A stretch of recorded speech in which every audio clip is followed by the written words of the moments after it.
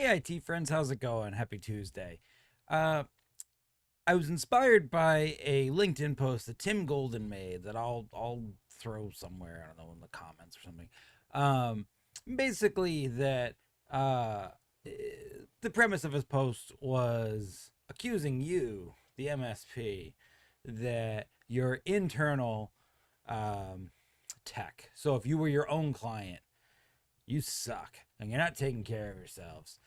And he's right, but it reminded me of something that I had gotten started with making these videos half a year ago about.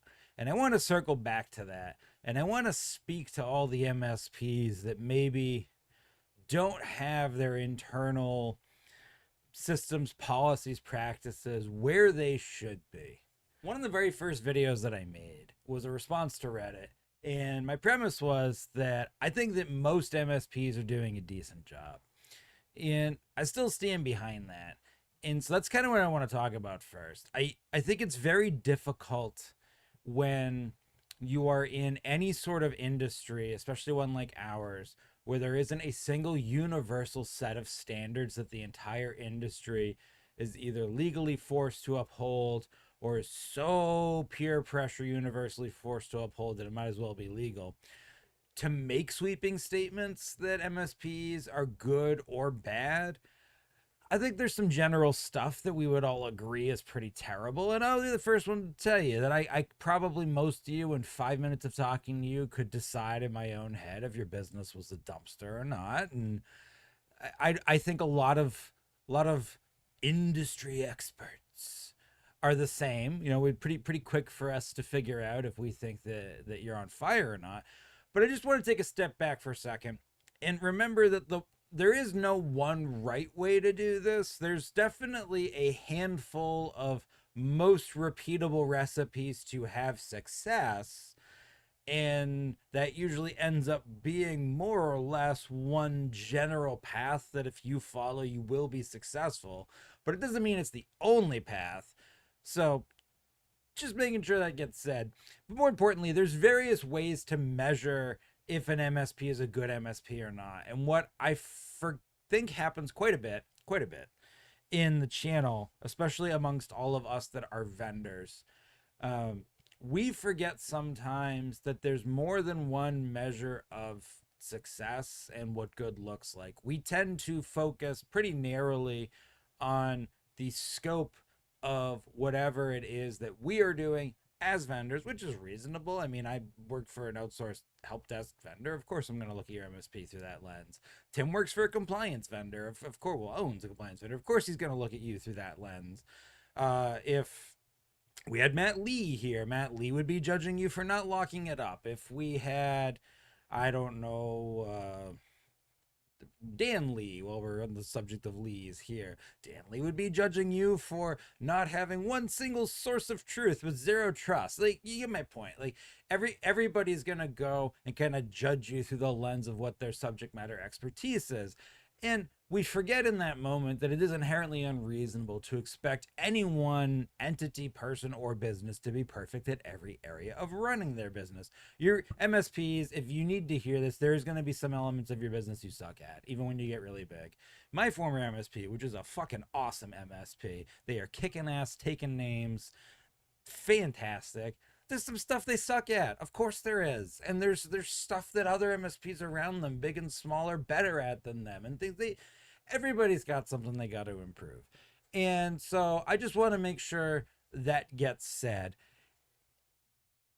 And I also want to remind all of us that are in the coaching, improvement, development, advice giving field, you need to remember that I get reminded of this all the time. One of my good friends, Ray, reminds me all the time when I give advice that, Dean, you're giving coach advice. And what he means when he says that is you're presuming the problem and the solution is in alignment with the owner's goals. And, did you fucking ask? And I think that's important because we got to remember that, like, to me, having an operationally mature MSP that's efficient and scalable so that you can make a lot of revenue to grow the business and or have an exit, that's obvious. Why wouldn't you want to do that? Of course, that must be your goal, but it may not be. And so if that's not your goal, then a lot of my advice probably won't land for you. And you probably won't think I'm that smart, and I'll probably think that you're an idiot, and we probably won't be a good match. So I just think that's important to remember, that not every MSP and every business owner is going to have the same objectives or goals or values and weight them the same way as you.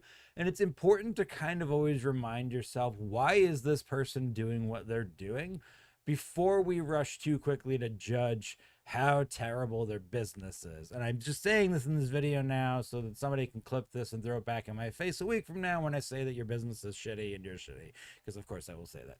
So I also think it's important to remind everybody, like I said in that original video, there are various definitions of success, and I am here to tell you right now that despite the fact that lots of smart people like me will give you lots of reasons why what you're doing isn't working and could be better, if you're paying your bills and you are making local businesses safer or happier, and maybe if you have some staff, you're allowing your staff to draw an income and live a life, that's success. Like, that is successful. And even if you have all local admin accounts named the same, which is probably not a great idea, that doesn't mean that you weren't successful in those other areas. It could mean there's a lot of risk. It could mean there's a lot of risk those other areas, and you could lose them. But it doesn't negate the fact that you're successful. And I think we dangle this concept of success as really only being this one idea, this mass evaluation, and there's so many ways to be successful. So if you're that MSP that is fully engulfed in flames, but you're paying your bills, your clients are happy, and you're taking care of some staff, you are successful. You maybe got a little room for improvement, but you already did it. Good job. All right, so we got all the huggy kumbaya stuff out of the way. So what if you are the MSP that Tim called out in his post that just isn't doing any of the things you tell clients to do internally? You know, what if we were that MSP? A lot of us are that MSP where you know, we weren't performing regular backups on our internal machines. A lot of people had domain admin credentials on the local network. AV was deployed, but because we were all admins in it, everybody had different customizations punched through in their computers. I was the manager. Turn that off. I want to run funny batch files. You know, all that. Any of my former employees, I'm sorry, you know exactly what I'm talking about. You leave your computer unlocked, then you are definitely going to get a John Cena bomb and have to listen to his theme song on loop in a way that you can't disable. My point being that a lot of MSPs, Tim's right, a lot of MSPs don't run internally the way they would make their clients run. And I mean, where do you even get started with that? And if you own one of those MSPs, you got bigger problems. Like, it's that mentality of it's good enough. You know, the plumber has the leakiest pipes. The cobbler has the most holes in his shoes. You know, when I get home from work, I don't want to do more work at home.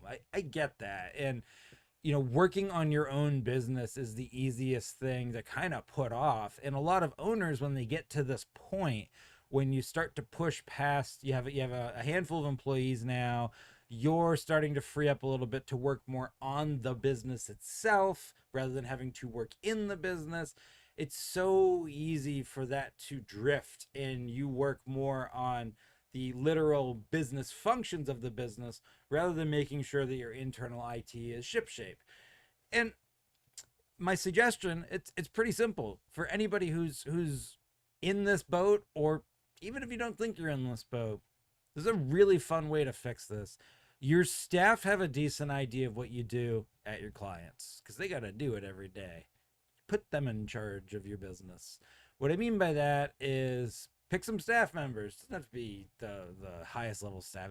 Just pick some people that'll take it seriously, and tell them that your MSP is now a client of your MSP, and they need to put together a proposal for you of everything as a client, like any other client, that would need to happen at the MSP for your MSP to be a client of your MSP. And let them run with it. Let them present the proposal to you. And don't fight them. Don't stop them. Don't correct them when you don't agree. When they start to say we need, you know, incremental backups that are performed every 2 hours because that's our default RPO, Don't be like, well, okay, guys, see, I hear what you're saying. We don't really need that because of XYZ. Don't poo poo. Let them fully come to you and explain exactly what you would need to do to become a client of yourself. Here's the thing, folks.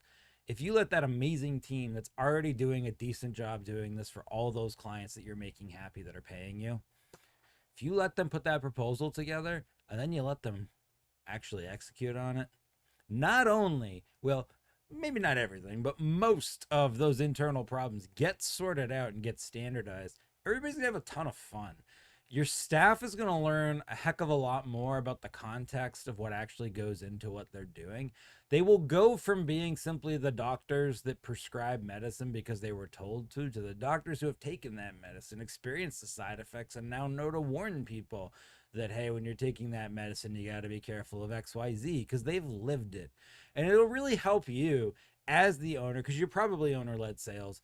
It will help you have a much better perspective on how much of what you've been telling people is actually a load of shit, how much of what you've been telling people is amazing hidden gems you weren't saying enough about, and how much isn't either one of those things, but just maybe isn't coming across the way you thought it was once you're the client. You should give it a shot. I think you'd be surprised with what happens. You're not going to fix everything. You don't have to fix everything, but you should start somewhere and you should try to get ship shape. And if you need a place to start, you want to refine things, you want to dial it in a little bit, then of course my favorite thing to bitch and moan about is backups, simply because this industry was started from managed backups. And I mean, folks, it's been 30 years now with managed backups. That's the one product category an MSP should be able to do without making a mistake. Start with that. Start with having your team figure out what your RPO and RTO would be based on if you were a client, not on what the owner wants to hear, not on what they think, well, if the lead tech came in on a Saturday, they could, fix it. No, like if you were a client with the normal support hours, what would your RPO and RTO look like? And develop a plan from there to make sure that you meet it. Start with that. Have a great Tuesday. I really don't think most of you are quite as terrible as maybe some of us say online, but there's always room for improvement.